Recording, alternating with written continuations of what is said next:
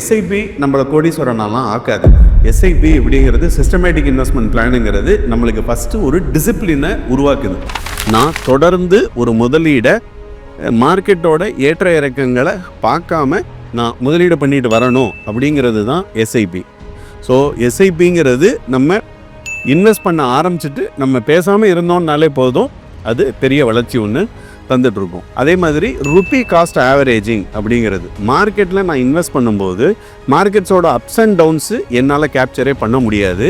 அப்படிங்கும் பொழுது rupee cost averaging மூலமாக நான் ஆவரேஜான ஒரு ப்ரைஸை வாங்க முடியுங்கிறது எஸ்ஐபி நம்மளுக்கு சொல்லிக் கொடுக்குது.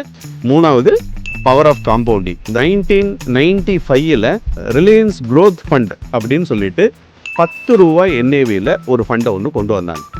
அந்த 10 ரூபாய் என்ஏவி உள்ள ஒரு ஃபண்டோட இந்தியுடைய விலை எவ்வளவு இருக்கும்? யூ வில் நாட் பிலீவ், 4200 ரூபா இருக்குது.